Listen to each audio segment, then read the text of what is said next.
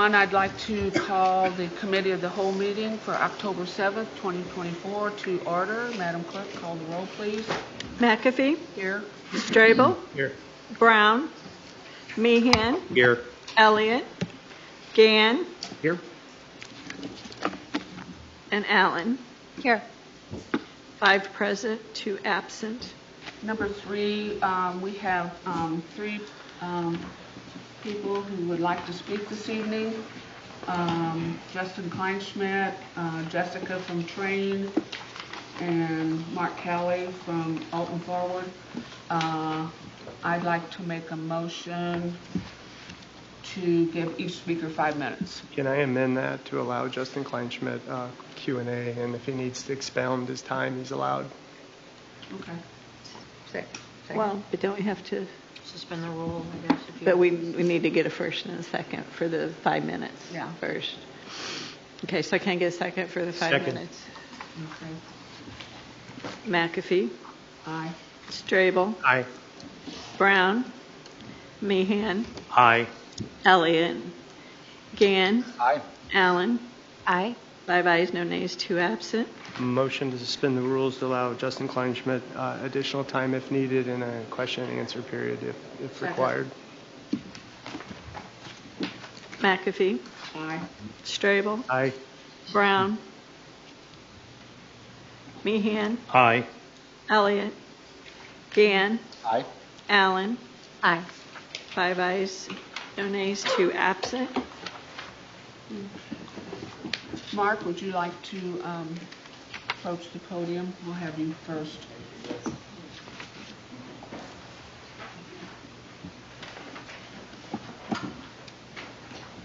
Can you hear me all right? Something I need to turn on? How about now? There you go. There you are. Yes. Thank you for this opportunity to address the council. I'm wearing 2 hats today. One as the project executive for Alton Works. I am the Alton Works FiberNet project executive. I'm also the president of Alton Forward, a not-for-profit organization, and here to make a few comments on behalf of Alton Forward as well.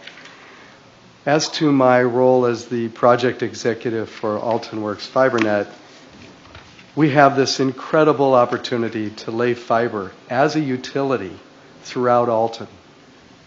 This is very different than how other providers come into a town. They typically lay the fiber to those who can most afford to pay. And Alton Works, upon getting its $20 million grant from the state, committed itself to laying this fiber into as many homes as possible. And right now we look like we're going to get to at least 95% of the homes in Alton, and we are getting to every census tract and every home that is certainly below the poverty line, and many, many more. This fiber will bring us into the new age of the digital economy. This is very important. This is a game changer for Alton if we use it right. It gives us the chance for every single resident and every single household to be able to use the internet for telemedicine, for teleeducation, for remote work, for small business, think Etsy, to collaborate in ways that are just phenomenal in the digital economy. And that's just the internet that we know today. Think about the electrification of rural America and what a difference it made when we brought lighting to rural homes, when we brought refrigerators to the food preparation process. We bring microwaves. Who'd have ever thought of washing machines and everything else powered now, including our vehicles, by the electric system? The same is yet to occur with the internet. And we're getting a backbone piece that will provide 10 gigabit symmetrical speeds, which is at least 100 times faster than most people have in Alton today. So this is an incredible opportunity for us to capitalize on entering the digital economy and staking a place and having a new trajectory for Alton around being a digitally relevant, competitive town. So why Alton Forward then? What do we need Alton Forward for? Well, just because we have internet everywhere doesn't mean we have it able to be used. We need two more things for each user. They need the internet, they need a device, and they need to safely know how to use it to its maximum advantage. And that's where Alton Forward comes in. We have assembled a task force, we call it the Digital Equity and Inclusion Task Force, comprised of a broad array of the populations represented in Alton, the elderly, minority, school district, so on. And that task force came up with a recommendation to buy laptops using ARPA money to help the unserved and underserved who don't have adequate devices for using the internet. Now, we picked the number 350 because it resembled the same number of hotspots that the Alton School District was awarding or making available to families to access the internet. And we have more work to do to determine the proper number of laptops that are needed. We know we need at least 350 just by that proxy measure. We know we're going to need a lot more. We will know that better after we finish. Do I have 1 minute? Thank you. I'm about done. We'll know that number better after I3, who's building our networks, places hang tags on all the homes, offering the opportunity to apply for a laptop. We'll know it better after we finish some studies we're doing with SIUE. But 350 was a very conservative starting point for what we're trying to accomplish. So I think what we've created here is a resolution in front of you that gives us the chance to create a fair and equitable process for distributing 350 laptops to those in need so they can participate in the digital economy and so that we can give them the chance to get out of their generational poverty and enter the digital economy with everyone else. I ask for your vote in favor of the resolution. Thank you very much. Thank you, Mark. Jessica from Train.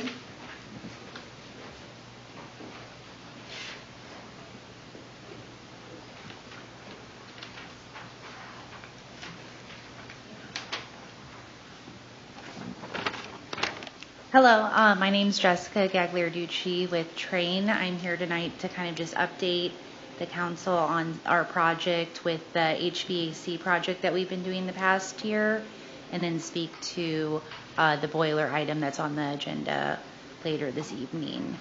So as far as the HVAC project goes, we are almost complete with all of the upgrades at the 5 facilities. The only outstanding item we still have is the generator at Public Works, which will be online probably in the next 30 days, we anticipate. So then we'll be completely finished with that project. So far, the city's received over $100,000 from Ameren for the energy efficiency upgrades that have occurred as part of this project. And through the Inflation Reduction Act, you guys are expected to receive about another $260,000 from the federal government for that project as well. As far as the boilers go, during this process, we discovered that the boilers at Public Works, which serve the heating hot water system and the domestic hot water, are having some substantial issues. So that essentially means that the Public Works building is at risk for not having heating this winter and not having hot water for the facility. So you'll see on the agenda later that I believe the option for the 3 lock and bar boilers with the water softener is being proposed this evening. And we think that we could get that in place before it gets too cold outside. So that's something that we could do pretty quickly before the temperatures start to drop to make sure that that building's protected going into this winter. May I ask a question? I think I'm good. I'd like to suspend the rules to... We already did. I mean, you guys suspended it for Justin, I think it's... Okay. Thank you. Can you say again what we received back in funding The Yeah. first was, So you've received just over $100,000 from Ameren, Illinois for the energy efficiency upgrades. And then from the Inflation Reduction Act, we did the filing with the IRS. So you have not yet received this check, but we're anticipating about $260,000 you'll be receiving from the IRS in the next, they say 45 days, could be, you know, a little longer potentially with the federal government, but that's fantastic. Thank that you. should be on the way. Yep. So I have a question about the 3 boilers. What exactly did Train identify with 3 boilers? Yeah, The problem that I'm having is these were purchased they were installed in 2017, which puts them at like 7 years, which is less than half their lifespan. So Right. is this a lack of annual maintenance on these, or what exactly is wrong with them? Yeah, so we initially did not identify these boilers as an issue when we did our initial audit because, to your point, the boilers are fairly new. However, when we went to do the controls upgrade at Public Works, we had to take apart the boilers to add some sensors to get them hooked up to the control system. And it was discovered that the heat exchangers were rusted out, which can cause gas leaks, can cause some safety issues. 2 of the boilers were not working either at the time when we did this. And so there was also some safeties that had been jumped as well on the boilers. So, I mean, we weren't maintaining the boilers during that time, but it seems like there was some lack of maintenance, some lack of water treatment, which is why we're proposing the water softener as part of the solution as well. So on these 3 boilers, can these conditions be remedied through replacement parts? Not really, no. Why? So as far as the rusting out, we would basically have to rebuild the boiler completely at that point, which is virtually going to be the same cost as replacing. And what we're proposing is going from the 5 boilers to the 3 boilers with the water softener. You cannot have a water softener with the current configuration you have. So we feel like even if you were to repair the whole boiler, rebuild it, you could be in the same position, you know, continually because of the water. So I don't remember with the agreement with Train, is there annual maintenance provided through Train or? So that's something that we've been talking to the staff about. I don't know if there's an agreement that's in place yet with that. Director Parson, what do you plan to do? It's up to all the department heads, but Debbie as well. Going forward, our recommendation is that we have a person on staff that does our boilers. Train is very interested in, even in City Hall, if we don't have the softeners and they don't have the proper water, proper pH, and tell me when I'm wrong, then it happens again. So to have a full-time maintenance person for all city buildings would be one of the solutions for this problem. So is Train providing Debbie and training? Train are talking about cost. And how are you going to absorb these costs? There's a couple different options that the city is looking at. For a short-term measure, we're looking at, for like City Hall and the train station and I believe fire department, their boilers have been online for approximately a year. So I believe Will is looking at a bids to go ahead and start a water treatment program with them because they're already online, so they don't get into this situation. The long-term idea that has been brought up, also, Train does provide an entire package of maintenance for all facilities, for all the chillers, HVAC, our heating boilers, everything. It would seem to be very high. I'd say 150 to approximately per year for this maintenance program. So that has kind of led us to the idea of maybe investigating getting an in-house person that can be an expert that can not only service this for 1 year, but multiple years going forward and getting familiar with. So it's almost like a little bit of change in direction of how we manage our own assets. And so that hasn't been fully vetted. And so it's still in the talking stages. But in the short term, we do have, if it's not engaged already, but it will be very soon, a short-term plan for the water treatment services for the boilers so they don't get in this condition. And if I understand correctly, I might be misspeaking, but the water treatment program is not part of the maintenance anyway, because you guys don't do water treatment. So I take it you plan on hiring an employee, or are you going to train an employee? And either way, are you planning to amend your internal budget in order to? This is probably something that would be pretty much put in place for the future years, Like, not this current year. So how long can we go without annual maintenance before damage starts to occur? So everything that we've installed to date, and then moving forward with these boilers, if you decide to proceed with that, we do recommend at least annual maintenance. The boilers are not complicated compared to some of the other equipment you have, though, and I think that's kind of what Debbie was alluding to, is some of this stuff I do think staff you have currently could start doing some of that maintenance, especially since they have similar equipment at the other facilities now. So is that something Train can offer? Yeah, I mean, we can definitely do maintenance as well on any of the items that we've installed.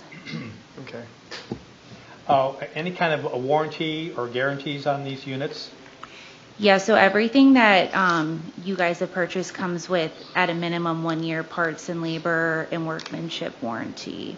So that would be included in these boilers as well. But the caveat to that is you do have to do the preventative maintenance with someone. It doesn't have to be with Train, but the warranty would be voided if we come out a year from now because you're having warranty issues and we determine that, you know, no one has done any preventative maintenance items on the equipment. And then is there going to be some anticipated energy savings going from 5 to 3? I would imagine with the new technology, do you have a specific percent or dollar amount that we could be saving per heating season or year? I'm not sure on the actual utility savings, but I know Ameren was offering about $5,000 for you guys to replace these boilers with the higher efficient option. So the new boilers are more efficient, Correct. producing the product and with use of less energy. Correct. Yep. But I don't know. I don't have that number off the top of my head what the savings would be. I don't know if this is a dumb statement, but I have boiler heat in my house. The boiler was installed in November of 1962 with no water softener in the house, and it's still making my house warm. Is there any particular reason why all of a sudden these new boilers are sensitive to the water product being put into them, causing corrosion? So not every boiler system needs a water softener. I honestly don't know why in this instance. I don't know if you maybe know, but there was a reason we tested the water at that facility, and there's a reason why you guys need the water softener in this application. But you're right, not every single boiler. We installed other boilers at other facilities, and they did not need a water softener. You said that Ameren was offering $5,000. Are there any other dollars available through the IRA for the boiler install? No, not for the boilers. Is that 5,000 each or 5,000 total? Total. What was our total investment in this? $7 million. I didn't write that down. I think 7.3 million, and we got over. We're getting close to $400,000 back, so we're right at $7 million, and then this would be an additional 390 minus the incentives. So we're looking at 385. Seems like, you know, one of our largest investments that we would want to invest in the maintenance. And Director Parsons, I know you guys are already, you know, your staff is not what it should be, so I don't know if that's how you want to direct that or if it would be best to use the experts, but whatever.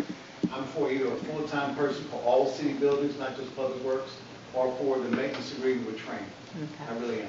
Because, to answer your question earlier, our water in Alton is hard, as we know. So I was told that was some of the reasons, but remember, this is years back. And when we went to buy the boilers, because I asked the same question in one of our meetings, why did these boilers fail? Because they should be fairly new. And I was told they have different levels of boilers. And of course, the city picked the cheapest ones. And when you do that, you don't pay. So by us having this state-of-the-art train system, another reason too was the boilers didn't talk to the new computers. That's another issue. So by us having, if every building is state-of-the-art, top of the line, and we have a maintenance person or maintenance agreement, we're going to have these for a long time. How many years would you say? I mean, typically we see boilers lasting at least 30 years with proper maintenance. Thank you. Any more questions? Thank you, Jessica. Thank you. Thank you. Justin Kleinsmith is going to talk to us on pavement manager services. And you got some things to pass out. Thank you, sir. Thank you.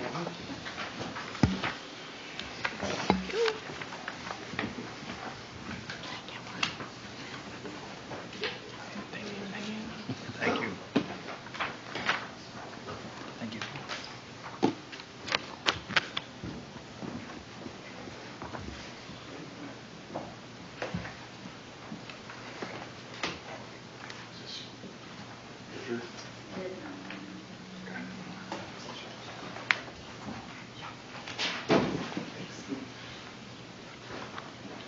Good evening. Here to talk to you about the pavement management program that is on the agenda for this evening. It is implementing a pavement condition index rating system for the roadways around Alton. This system is not new. It's been used for years. It was actually developed, I believe, in conjunction with U.S. Corps of Engineers.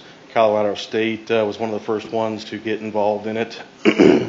And what it does is it looks at the condition of the pavement, the cracking, the distress levels, the rutting, and puts that into a model. You look at all of the roads in town. It takes a complete inventory of those roadways and lets the computer program kind of help with the forecasting of the deterioration of the pavement, the life cycles, and then the repair costs. And what you've got here in front of you is kind of the middle page where you've got the colors, the green, the yellows, the reds. Your good condition pavements, the newly laid asphalt, the new concrete, those are going to be your green colored pavements that all the ratings come back with. Your yellow is kind of your mid-level, and then red is obviously your pavements that are failing, need a lot of attention. So you can kind of see that with the pavement ratings, your life cycle, you have a little bit of a drop between good and satisfactory in that first year. That's kind of typical. Your pavements are going to move a little bit, settle a little bit, and then you're going to settle into a kind of a baseline for a while. Then when you get time to start making repairs, do we do the repairs now, or do we wait a couple years and wait for the pavement to completely fail and then have higher costs? So you can kind of see that, that first graphic there, you spend $1 at the 8th year on this example, you wait another 2 years, and now your $1, instead of $1 worth of repairs, now you're $4 or $5 for total reconstruction. So this program, it kind of evaluates how much maintenance and rehabilitation dollars are available. You're able to input all those costs with the repair costs that you typically see for each area. And then it makes projections on how long pavements are going to take to fail, where they're at in their life cycle, and then looks at the best use of those dollars around town. So that's kind of what we're looking at doing. We kind of had a model that we were after based on some other municipalities in the area So in order to start this program, we need a baseline on where to start. You need to have some sort of idea of what your roads look like and what the model can start with projections. So what the proposal is we would subcontract with a company that has the technology and the equipment to drive all of the roads around town. It's like a Google Street View van. It's got lasers and cameras and LiDAR. They drive up and down the streets. It's measuring all the pavements. It's looking at the concrete, the brick, the asphalt, the oil and chip, and looking at all the cracks and the ruts and everything, getting a complete inventory of the system around town. Excuse me. So it takes all that data, puts it in the computer. We get a nice color-coded map of the condition of the roads as we start. Then as we go through the program, we start looking at pavements that are going to fail sooner, pavements that are going to need some rehabilitation quicker, and make those repairs and plans for spending the dollars each year. So you can kind of see that it's not something that's going to happen overnight. You're going to have to plan and project your budgets accordingly. But then, you're going to see a better return on those dollars spent with maybe it's not a full-blown go in and reconstruct 6 blocks of one street. It might be we do 1 block here, but then we've got 20 other blocks that we're going to do some minor rehabilitation and preventative maintenance on. So that's kind of what we've got in front of you tonight. The proposal as it kind of laid out, we're looking at, I think I put in there that it would be capped at $50,000 a year for the 2 through 5 years of this 5-year program. Every year won't be $50,000. We've got in there that after we do the initial scan of those roadways, every couple of years we're going to go out, check the roads, make sure they're deteriorating like what the model is projecting, and just kind of update as we go. So, years 2 and 4 might be, we might have a lot lower costs in making all these projections and recommendations for the pavement program for the upcoming year. The years where we go out and have to put boots on the ground and look at the roads ourselves, it's going to be a little higher cost, but wouldn't have any expenses, that would be more than that capped cost at $50,000 a year. So, kind of want to just talk through that a little bit more. I know we kind of have, talked about this a little bit, and open it up for any questions. Just for clarity purposes, ourselves and other local municipalities have done this, and just looking at side-by-side comparisons of cost, it did first appear that yours is way higher. Can you kind of explain why the cost is higher, say, here than it was Glen Carbon? Yeah, so Glen Carbon, they started this program, I think, back in 2018, roughly. They had a baseline of their roadways. They had everything kind of in a manageable data format that they could implement into the program. So they had a GIS layout of all those roadways, could import that. We're starting from scratch. We don't have all that data available up front. So what we're looking at, it's one of those, do we want to go into the program and make some assumptions up front, or do we want to have a true to the number, here's what the actual scientific PCI ratings are to begin the program? Personally, I would start with, hey, let's see what the actual numbers come up with the lasers and the LiDAR and everything else. They're going to get it more right than I would. So that's why we're seeing a higher cost on ours versus some of the other Glen Carbon, because we have that cost with Aptec. Aptec is the company up in Urbana, Illinois, that would come in. They do that pavement scanning, and so they're that $95,000 in that first year. They're about $75,000 to $80,000 of that, which that's just comes down to who's available, and geographically they're probably one of the closest ones in the area. So that's why we're seeing a higher cost. So for the continuation of this program, it looked like Glen Carbon did it for 5 years. Per mile, where does yours in cost compare to what the engineering firm they used in Lake Garland? Per mile, we're going to be just a little bit less. I think we've got a pretty good. I've been driving up and down these streets for the last 12 years since I've lived in the community, and worked in the community here. So, yeah, it's one of those that I think we've got a pretty good handle. But yeah, we're going to come in a couple dollars less per mile than what they were. So. My understanding is most of the city streets have all. Now, this does not include alleyways, does it? We'd be looking at the main drivable streets, no alleys. Okay. Correct. Alton prided itself with one of the first cities in the state to have all cobbled brick streets. Does that have a bearance on things? Brick streets are a little tougher. The software, you have to put some assumptions in on the brick streets. It's not as cut and dry on the looking at the meaning a foundation. Many of our brick streets have been covered with so much asphalt. Rains gets underneath that between the brick, yep. and then ice pops, and then you have your problems with the top layer. Well, this system would look at the top layer of pavement. So if it's a brick street that's been overlaid with asphalt, it's going to look at it as an asphalt street. We're not going to look at maybe necessarily what's underneath. Now, that would be something we would have to factor in if it comes into the fact that it is a street that comes up for a full-blown replacement, a tear out and restart. Because I think we do have an ordinance in place now that if the street's uncovered and it is brick, then it has the option to go back as brick. So that would be something we'd have to just look at case by case basis. But this system is just going to look at the pavement that you drive on, not necessarily what's underneath it. I hate to put you on the spot. I didn't give you a heads up on this, but do you know of average cost savings for a city over? Because I know that in the short term, this may not be a cost savings, but in the long term, looking at, hey, if we're only repairing a mile here and 10 miles over here, do we have like a national average on communities that do this on what they save? I couldn't. Yeah, everywhere's different. Your unit pricing for repairs are different across the country.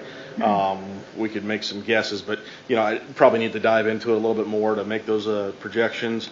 I'm not quite exactly sure on the dollars for the city's budget for pavements, but like I said, it's not going to happen overnight. This is a 5, 10, 15-year program that by the time you get down to years 7, 8, 9, you're going to see considerable upgrades in the quality of the pavements around town. So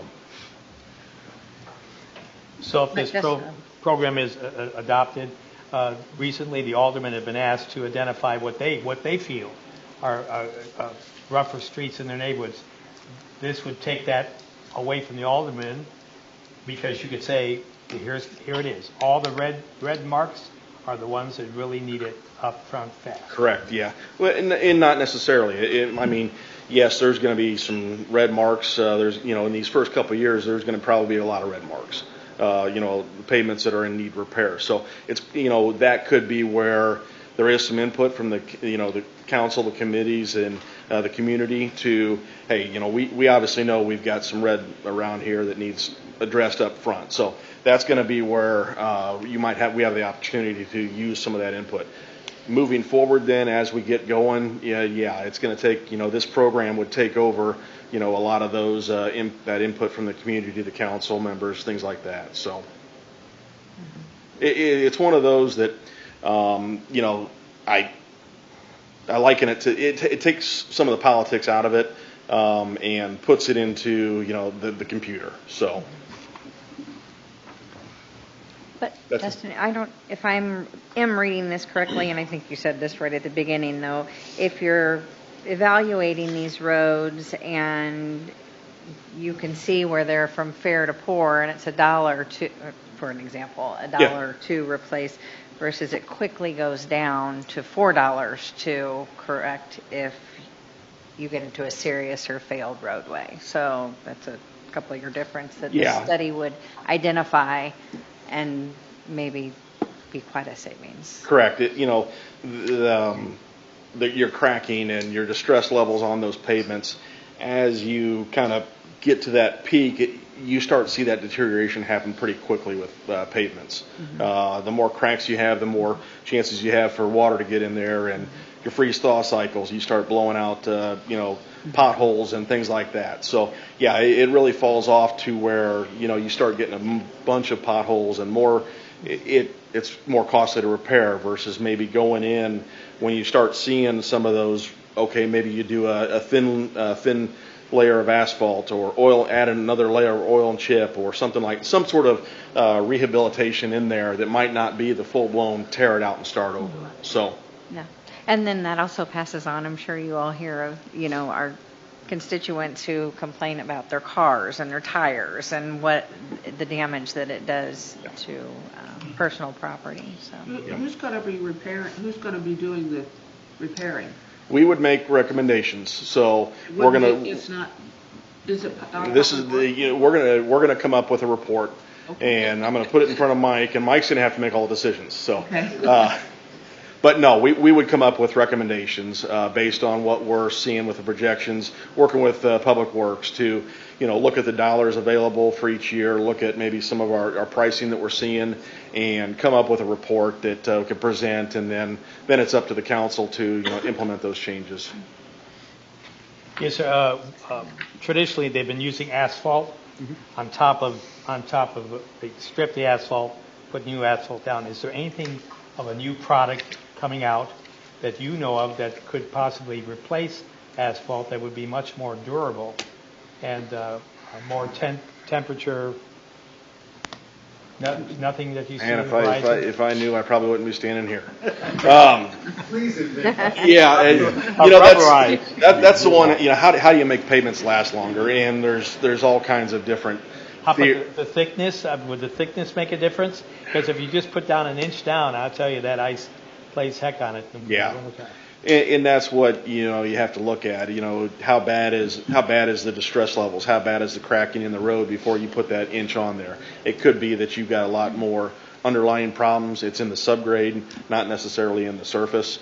A poor subgrade, that pavement's gonna go up and down, move up and down with the heavier truck loads, the buses, the garbage trucks, and it's gonna crack a lot faster. So it could be more of an underlying problem there. But as far as a magical pavement that concrete, asphalt, oil and chip, we're kind of stuck with those until somebody comes up with some magical invention. So. With the the initial upfront cost, the GISing of the city streets, does that serve any other purpose for the city, for public works, for any other community utilities that would benefit from that? Yeah, with Illinois American taking over the sewer system, obviously, they're doing a lot of work on the sewer system. They've always got new water lines going in, other utilities in the area. With these projections, we can, color-coded map and be able to say that, okay, here's the major projects, here's the pavement projects that are coming up in the next year, and use it as a tool to talk to the utilities and plan ahead. If they've got a new, water line going in, that gives them the heads up that, hey, here's maybe what we're looking at. We need to try to get this water line in before they come in and redo the street. Now, sometimes it doesn't work that way, but you'd have those abilities. So, and then also putting that information out to the public. Nice color-coded maps on where that work's going to be done is great to get out there. So. Anyone else? Thank you, Justin. You're welcome. Okay, we're on number 4, audits of account. Can I have a motion and a second to pay the bills? So moved. Second. Any questions? I have a question about the water softener at City Hall. So what's... I spoke with you guys about that before. Go ahead. Will suggested, especially with all the new equipment, HVAC, boilers, all that, to get a water softener and to help with the drinking water for, for everybody.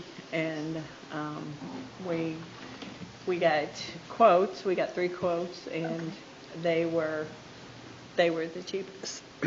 Actually, I won't say the cheapest. They were all right at about the same And one didn't even give us a quote back, and Will thought these were the best to go So with. that's already been done, or? Yes, yeah, it was done. That's the bill that it was done probably 2 weeks ago. They finished it up.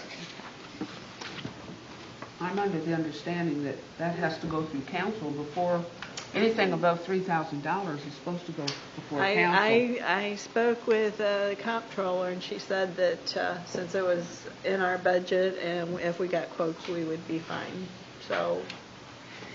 And it's somewhat of a preventive measure to maybe help, so the same thing doesn't happen to the boiler in this building that happened. Right, exactly. Mm-hmm.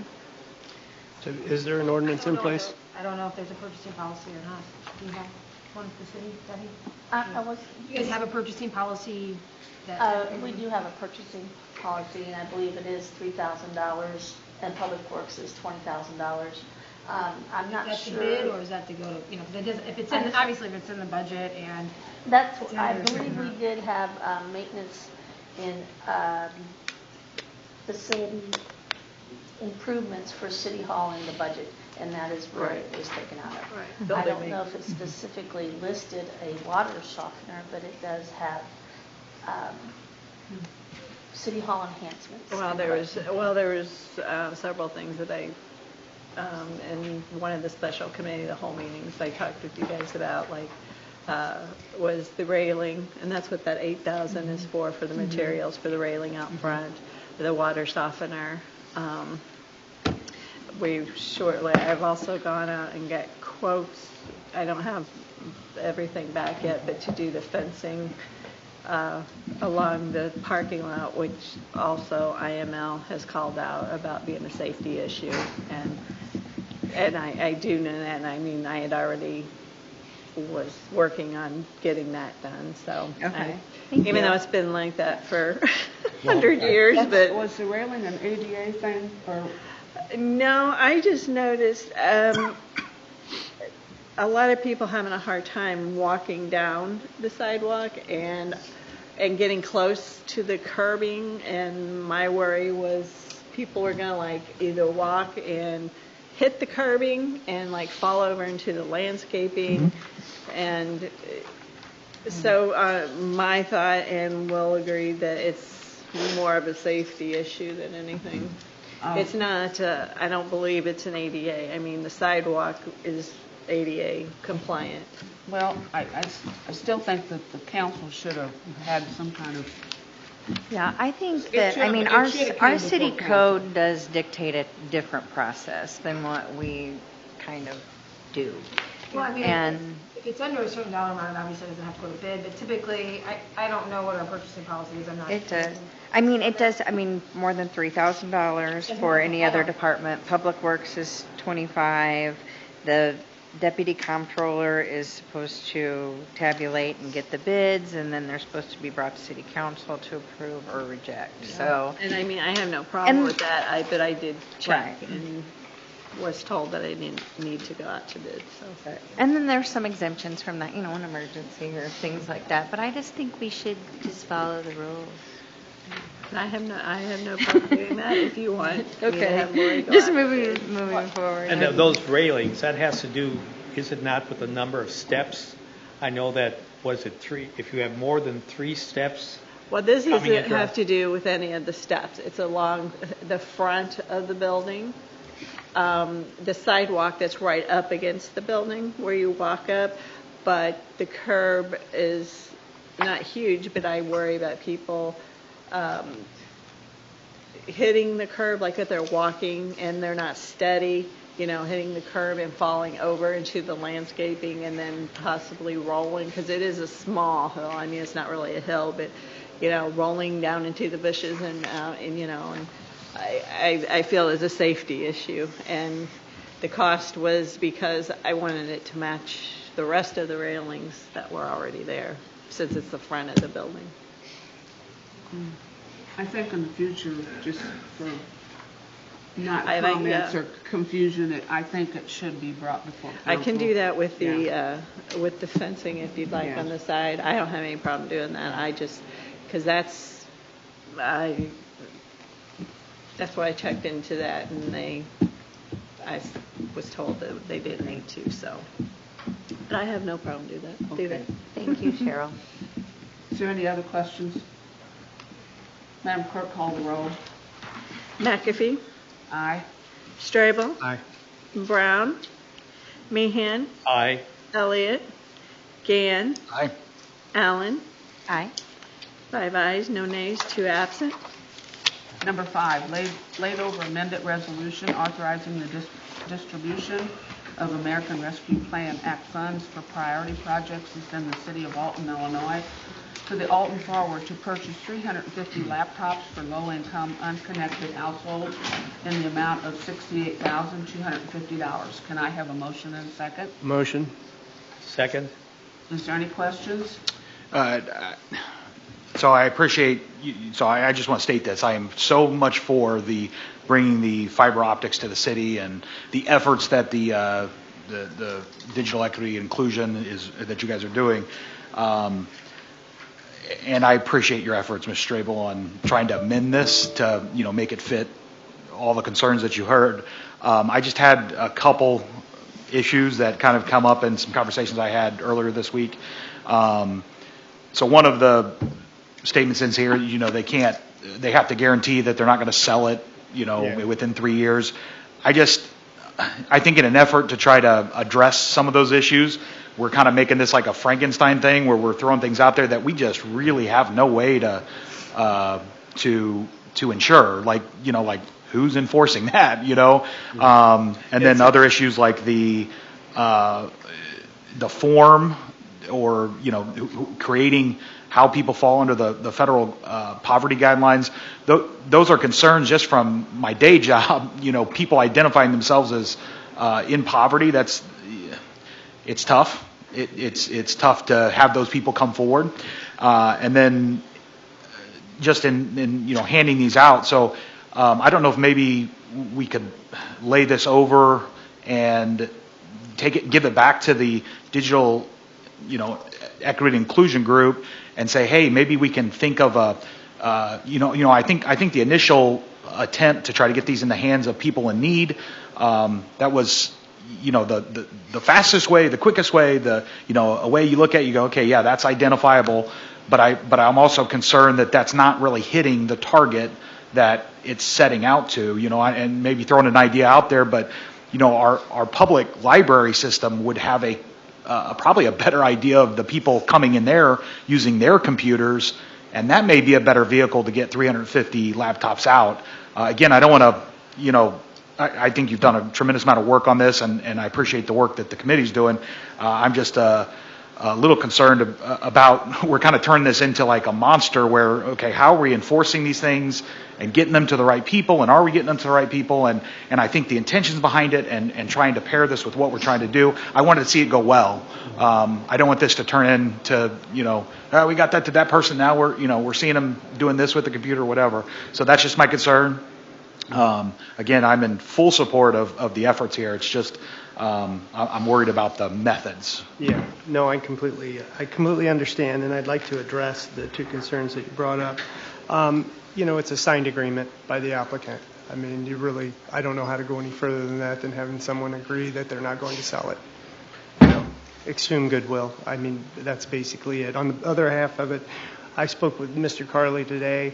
Alton Forward, our task force, we're more than willing to take any and all suggestions on how we can firm up, the application's, ability to get this, if they're qualified or not, and how we can make it better. So we will be working in that direction if council will go forward and allow this to pass.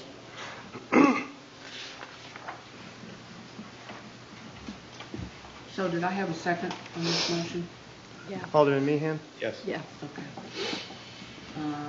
Madam Clerk? I'm going to move to lay it over, but You have to have Probably. a second. yeah, I know. I'm waiting to see if anybody wants to second that. Okay. Madam Clerk, please call the roll. McAfee, Aye. Strabel, Aye. Brown, Meehan, Aye. Elliott, Gann, Aye. Allen? Aye. 5 ayes, no nays, 2 absent. Number 6, laid over resolution. In an effort to ensure the sound decisions are being made, the Alton Committee of the Whole shall collaborate on the development and adoption of a submission form which provides thorough details for each new legislative act. Can I have a motion and a second? Motion? Second. Is there any questions? I just wondered if anybody has anything to add to it, to take away from it, thoughts? Or do you want to go through it line by line? Have you made the form up yet? I filled It's one attached out to your resolution. with the, It's in there. It's a draft. I'm open to suggestions. I did fill one out and I sent it to you through an email regarding the resolution for the cannabis tax revenue. I don't know if you received it or not. I do, just again, to echo kind of what we talked about before, it's another process, and this will fall on people's hands in our departments that, we kind of want them using their time wisely, but, I get it, it's not that big of a form, but I do think it still just is it occupies time when, at the end of the day, if people have questions about resolutions, we can lay them over if they do end up here in council and we're like, I don't know what this is, or we get them beforehand, we have the ability to send an email to the person that's asking us, say, hey, Cheryl, where did this come from? And then follow up with them. And I think that does open for dialogue with those folks, whereas, form, it's just going to, it kind of shortens that process for us, so it saves the time of the council, but it adds that time to our department heads or our department heads' clerical staff. So I guess I see this more as something for the aldermen to do. Because if you're presenting a resolution, then you should know all of this. Right? Yeah, but then again, why can't we say, hey, Alderwoman Allen, why'd you refer this? What is that? One of those. I just think we're taking a piece of paper and putting it in place of the conversation that should happen. And I know you and I have had those discussions that's that probably needs to happen more on council. Right. Not less. Not saying, okay, well, we're going to fill a form. I would think that this would save staff time. If the alderman knew this, I think it would create a more seamless process. And, maybe it's not for everything, but just looking at page 1, a date. I don't think there's anything wrong with a date. Who's sponsoring it? Which ward? On behalf of who? So who's it coming from? Who's the contact name? What organization are we talking about? Their address, their phone number. And then sometimes our resolutions are very descriptive, and sometimes they're very much not. What's some background? But again, I think having that information, I know it does save us some time in council, but that is information that would be in front of us as opposed to the public, which I think is also helpful. But it would be in front to the public, and I think that would be nice. But okay, any other? So when I filled mine out, because I was the originator of it, I thought it was useful. I thought when I submitted it to the rest of the council, it would add to the conversation so that everyone would have a good understanding. Because that's one of the criticism I receive, that I'm not transparent, that I don't give people a heads up on what's coming to the floor. And I kind of see this as an aid to give you a heads up and add to the conversation. Like, for example, number 11, list the partners. Just going back to the one that we just voted on, that would include, Alton Forward or Shepherd Morgan Schwab, and who's your contact and who's the person there, so that I can call them, and without that, I don't know who and what. I think it's important to talk about, will it require a budget amendment? We don't always talk about that. We don't usually amend our budget, though. But and is it encumbering future councils? What are we? I think it should just be at the forefront of what we're doing, so, in attachments. And then is it legal, what we're doing? We'd like to know. I don't know if you always get to, Tanya or Rodney, if you guys have always get to see everything that comes forward, or if you've had time, and I'd like to know that everything has your blessing. I guess So- for my purposes, I'm just asking, if the alderperson is going to fill it out, are you going to send it, I do see this like maybe, a resolution or ordinance probably being 2 weeks further behind, right? Because a lot of times it is, we get it, on a Friday, and you guys want it by Wednesday, and if this is going to happen, we won't be able to do that. We'll just have to wait another 2 weeks to introduce something in order to get all of something like this. But maybe out. before you get it, before the ordinance resolution is written, you have That's what I'm this. saying. It seems like it would make it so much easier for you. But I also get a lot of requests from individuals sitting at the, and it might be a Friday before, and I don't have this information, even though. From who?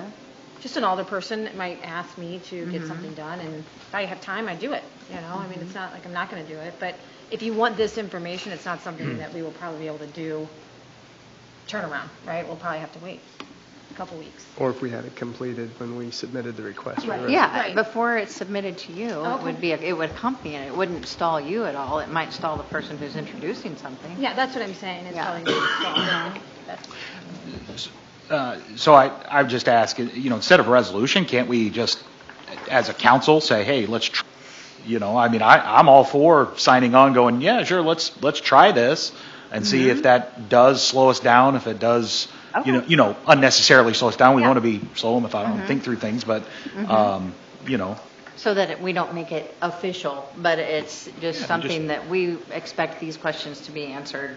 common practice, yeah. Yeah, I'd be okay with that if we want to try it that way. Have a motion to table, You just want to table it or label it? right? Yeah. Just table it and bring it back if you. Second that. Yeah, on the table. Okay. Madam Clerk, call the roll. So, Strable and Gann, you second Well, it? so, Yes, okay, yes, so ma'am. hold on. So if it's tabled, so You can bring it back. I need to So know at our- when you want to bring it back. what? No, I'm just saying, so at our next meeting, do we all agree that we're going to, answer all of these questions? Or is this just going to be tabled and gone? 'Cause if not, I mean, I'd if I rather bring vote on forward a it. resolution, I'm committed to filling this out, Okay. And if one shows up on my desk, I will try to get this information before, we bring it in. Okay. Well, and if that's the case also, if I send the referrals to you and you don't have the information or you're not going to bring it in, I would appreciate like an email telling me I don't want to bring this in, Well, maybe someone else. How or- about this? What, would you try to get more of this information? Because they come from you, and then I call you, and you're like, I don't They know who it came well, from. they don't come from me. I get everything. Who do they come, how do you get Tanya, them? 90%, 95% of the time, I get everything from Tanya. Mm-hmm. Once in a while, I will get, Greg may bring down something, but 95% of my stuff comes from Tanya. Which comes from all of you. Right, So- yeah. Or department heads, it just depends, it's not, so. Can we at least get a name on things? And that's what I'm saying, they'll just hold it back. If a department head sends me something, it's going to have to be, well, I can't, you're not going to submit this, we're going to have to get some information, or we can send it to you first, right? And then So, you can yeah, get we that. can try it. It can even be, just be a list, thing where we go through, okay, well, what's the background? What's the story? But we don't want her to be the gatekeeper of that. We want that to come from us, right? Like, if we're going to read I something think so. in, Yeah. you want us to kind of do that legwork of, hey, where's this coming from? Who's it from? Okay. So I think department heads or people, we are a little bit ahead of that. Maybe it just comes to you before we know anything about it sometimes from department heads, and then it comes to us, and then, And I think, it should be ready to go. Once I get it, it should be ready to go to get it for referral or whatever, because that's my part is to get it. I would to rather council. spend more time getting it ready than all the layovers that we do and everything. I think it would create a more seamless process if we were prepared. I think it's a good idea. So, Because so we all know what we're informed. So we don't all look like a bunch of dummies sitting here. So, well, we let's got a just, second let's to try it table for, it? let's try it for a month and We've all volunteered to do it on our own without it being legislation, so if we're good. so we're going to need to know what resolutions are coming forward. So instead of you just sending me an email saying this, so when I get the note from you on Friday or whatever it is, here's the resolutions, I'm probably not going to have time to get all that information. So you're right, it is going to get laid over unless that information Well, is that's what already I say. I mean, included with it. I guess, I guess all that information needs to go to Tanya first. And once I receive the resolution from her, I think I should be able to assume that I think you've the problem gotten all here- the information from all you guys. But you decide who gets it, right? So if I send you 10 resolutions, ordinances, you decide who digs it up. If I know who, please give this to such and such. If it's in a certain part of town, I give it to that ward's alderman. Like if it's, We'll just have to do an extra, we'll figure it out. Let's try it for a month. We'll figure it out. We'll see. Okay, we got to vote on it. right, Oh, on the table. to table it? Yes. Madam Clerk, call the roll. McAfee, Aye. Strabel. Aye. Brown, Meehan, Aye. Elliott, Gann, Aye. Allen. Aye. 5 ayes, no nays, 2 absent. Number 7, resolution authorizing a first amendment to the ground lease agreement between the City of Alton, Illinois and Alton Landfill Solar LLC. Can I get a motion and a second? I make the motion. It's in my ward. Second.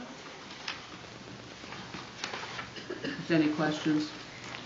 Okay, so where, this is It's at the solar, at the, landfill solar, yeah. and how was the amount, Carolyn, arrived upon for the lease? Or not for the lease, for This, the amendment? I don't know. It was, It must be a yearly thing that Yeah. it came up. so. 9,280, I believe. 400 an acre. So the lease amount has not changed in the amendment. The substantial changes in the lease amendment pertains to the definition of lender versus lending parties and the corresponding changes throughout the document. And then also clarifies when the annual lease payment is due, but the lease amount has not changed under the amendment. How'd you come to 400 an acre? Well, that was the acreage needed for the project, but the price per acre was negotiated and it was based on other solar projects throughout the state. And then on also being amended are the,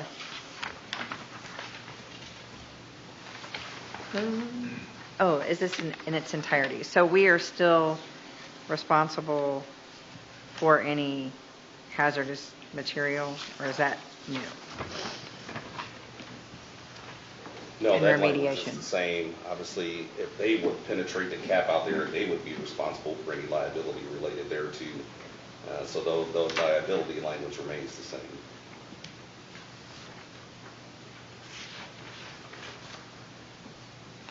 Who is the finance, or who is the lender and who's the financing partner? It's not a singular lender on the project, and that's why they changed it from lender as in a singular party to financing parties. Okay.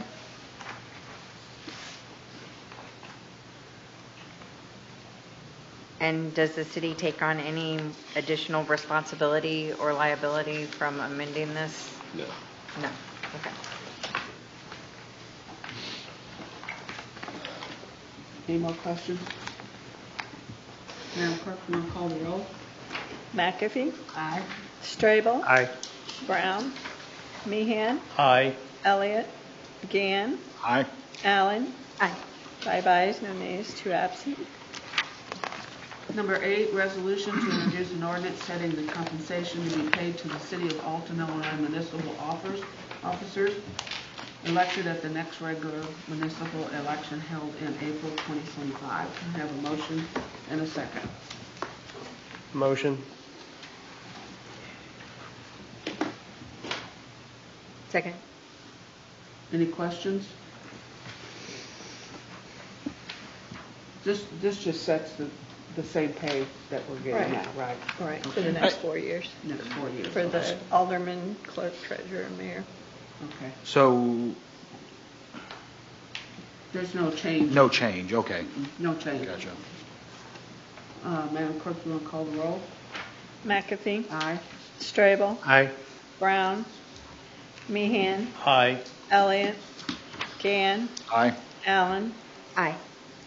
5 ayes, no nays, 2 absent.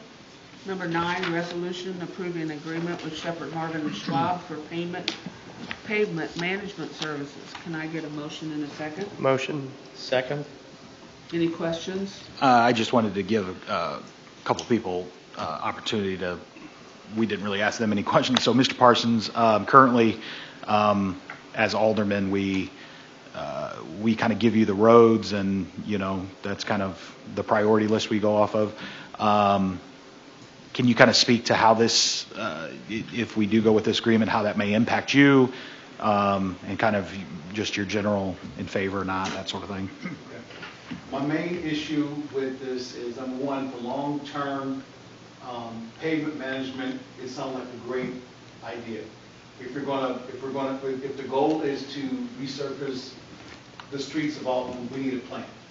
But I also want to make sure that that work, and that's the question Carlin had, Alderwoman McAfee had, was who's doing the work. I just want to ensure that it's Public Works that's doing that main work, and that we will contract out as needed. The reason for that is we all paid $400,000 for a new box, and I want that box to be used. So it is important that as we get the streets that are going to be in red, and I agree totally with Justin, we have to go back 20 years almost. Our streets are in horrible shape. But in the last 4 years, with the program that you all have come up with and that we've done with this administration, we have knocked off some of the worst streets in Alton, that being Union, Brown Street, Ridge. Main, thank you. And Bloomer. I mean, there's just so many streets, Industrial Drive. So we have taken the bull by the horn, but it's always good to have high tech too. So, and I would also like, because we're using money from the, can I just say weed store? We're using money from the weed store, and what I would like to see as well with this amendment is for that money to go for asphalt. So I'm just saying, because Alderman Strabel and Alderman Allen talked about this about a year and a half ago in my office, and I am for, if you're gonna smoke it, then let's make sure the streets are smooth. So, that being said, so I'm for it. I just want to make sure that our union guys are doing that job, and more importantly, Public Works, because we've come a long way, and you've invested a lot of money in our equipment, and I want to see it used. Now, again, I won't be here. I won't be at the conference, but I still live in Alton, and will live in Alton 6 months out of the year, but that's another whole story. I still want the streets smooth, and our guys can do it, because we're awesome. Will this cause you to have to maybe hire more people? I'm hoping, man.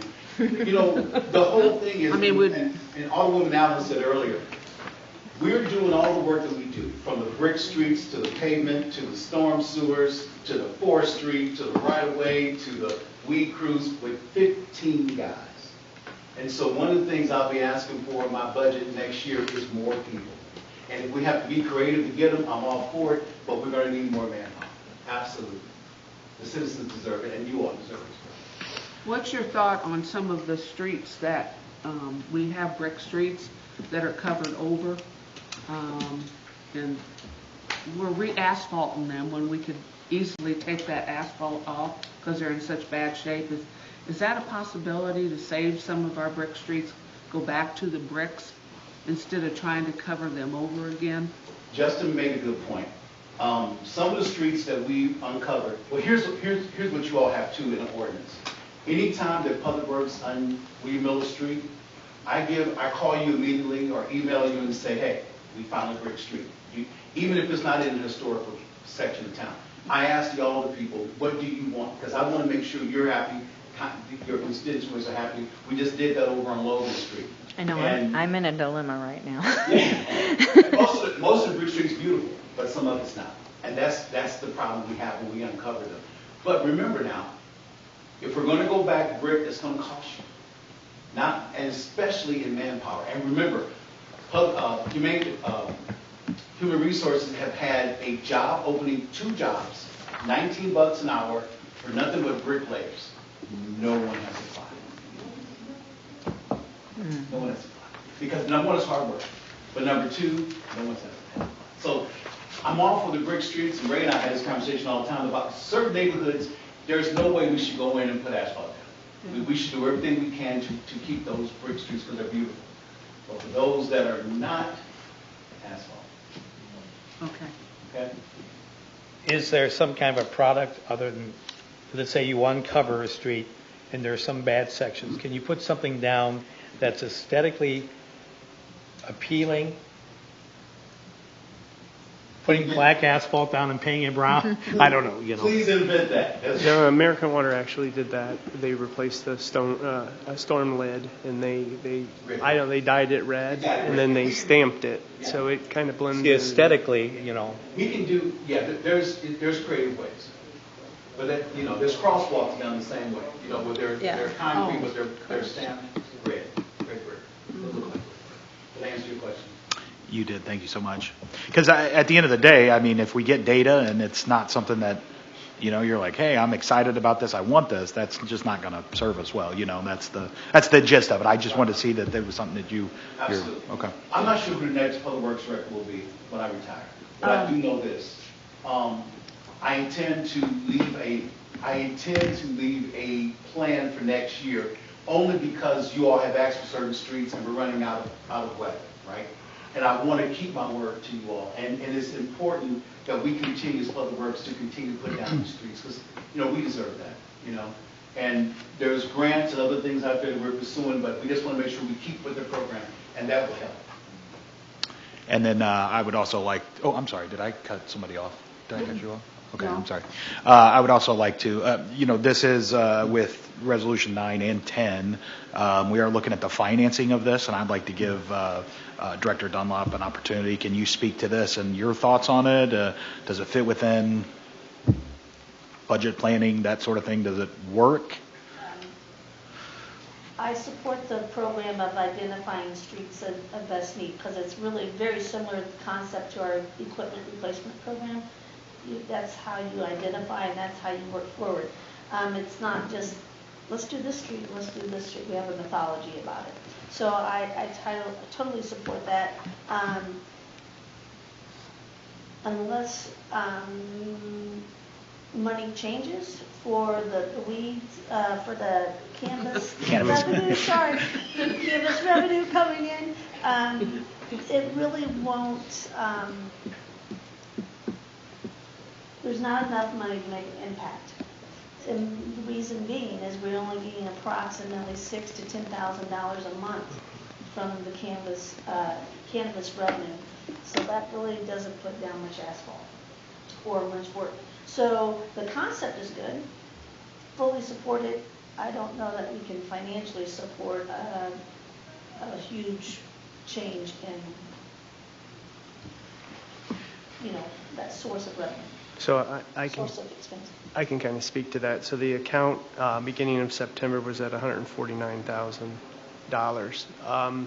And that was one of the concerns that I worked with SMS with, was like, we've had a rocky relationship with our dispensaries where they've been closed down. We don't really understand the exact revenue we're going to get from them from year to year because the cannabis business is evolving and changing. So Justin wrote the agreement so that, $50,000 every year, it could be terminated within 30 days. So we have no full 5-year obligation here if we run out of cannabis dispensary revenue.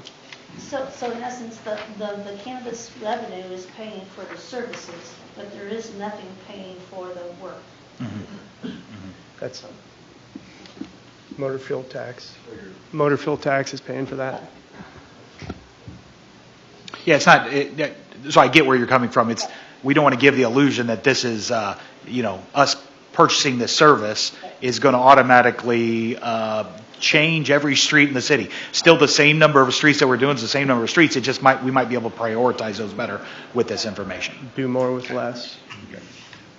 Any more questions? Madam Clerk, call the roll, please. McAfee. Aye.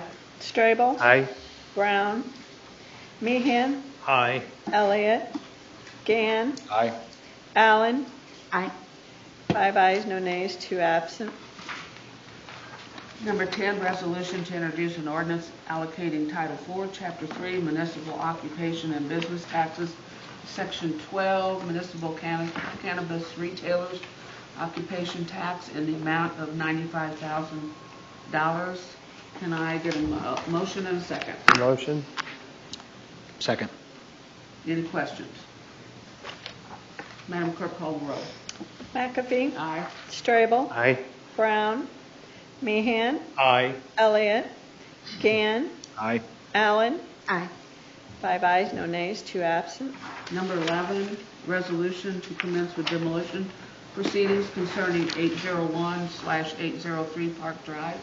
Can I get a motion and a second? So moved. Second. Any questions? Madam Clerk, call the roll, please. McAfee. Aye. Strabel. Aye. Brown. Meehan. Aye. Elliott. Gann. Aye. Allen. Aye. 5 ayes, no nays, 2 absent. Number 12, resolution authorizing elimination of a handicapped parking space in front of 2404 Sanford Avenue. Can I get a motion and a second? So moved. Second. Any questions? Madam Clerk, call the roll, please. McAfee. Aye. Strabel. Aye. Brown. Meehan. Aye. Elliott. Gann. Aye. Allen. Aye. 5 ayes, no nays, 2 absent. Number 13, resolution execution of an amendment to the master turnkey agreement between the city of Alton and Train. Can I get a motion and a second? So moved. Second. Any questions? Yeah, I have real concerns about going forward with this without some sort of commitment from either Public Works or the comptroller to make finance available to make sure that we don't lose our warranty because the annual maintenance is not being done. If you help me with that, yes, we will. Any other questions? Madam Clerk, call the roll, please. McAfee. Aye. Strabel. Aye. Brown. Meehan. Aye. Elliott. Gann. Aye. Allen. Aye. 5 ayes, no nays, 2 absent. Number 14, discussion. Does anyone have anything to discuss tonight? I have a couple things. I'll be real quick with it. Mr. Mayor, did anybody ever help the ladies out at Marion Heights? Was anybody sent down there to? Yes. Can you kind of tell us what they did? Well, they went in there and they looked at the issues that are having, but the problem was when I talked with Dawn, there's just, we can just write them up in regards to their violations, but as far as us actually being able to make them do certain things, that's kind of like out of our scope of authority. But there are certain things in there in regards to like air conditioning. There's nothing in their lease that requires them to provide air conditioning. So Okay. those are things that we can't help them. And who's in charge of that? HUD? Is HUD in charge of that building? HUD? HUD? I'm not sure. It's privately managed. Yeah, it's private. It's private? Okay. And I have one other question. Did anyone, either you, Mike, or your office, do a press release on the political signs that we had talked about? Do a press release? About what we will remove and what we will allow? It was discussed. Okay, so that's, can we still have that, because we're getting close to to the signs coming out. Yeah. And I think everybody would like to know what their limits are for putting signs out. Okay. I'm curious, Mayor, and don't mean to put you on the spot right now, but would it be possible to have some kind of executive summary on what's going on with the park and the just what's going on at all? We've just never really had any communication, and I would love to know who and what and when, or are we ever going to have our soccer field back? Well, they're out there right now. They're New Frontier Materials hired some geologists, and they're out there drilling. They picked about 3 different locations in the park. One is closer to the sinkhole, but it's not an area that's been mined, so it's safe to drill. And they picked out some other ones, and so that's just the initial process that they have begun, and it's a marathon, not a sprint. Okay. Well, who is representing us? We have legal? a geologist out there representing us, speaking on our behalf. That is out there. Well, in a legal capacity, we really have kind of let it play out because we really don't know what our damages are at this exact moment. Because like we're approving bills that are related to this, and I just don't. Well, that'll all be kept track of. I mean, Debbie's, we've talked about it, and we also want to think about like moving forward. Today, we're not going to know the damages necessarily of in the next 6 months. Are people coming to the park? Are they still wanting? Are we able to rebuild the soccer field where it's at? Is it going to have to be moved? I mean, it's not something that we're going to be looking at tomorrow when we have a longer statute, but it is something we're talking about and thinking about and keeping track of. Okay. But, so you're the point person, or who's the point person on we park? We meet about every 2 weeks, and so what I'll do is make sure after we have our meetings, we'll write up a summary of our meeting and forward that to you. That'd be great. Thank Okay, you. we'll do that. Any other discussion? I need a motion to adjourn. Motion? Second. Madam Clerk, call the roll, please. McAfee. Aye. Strable. Aye. Brown.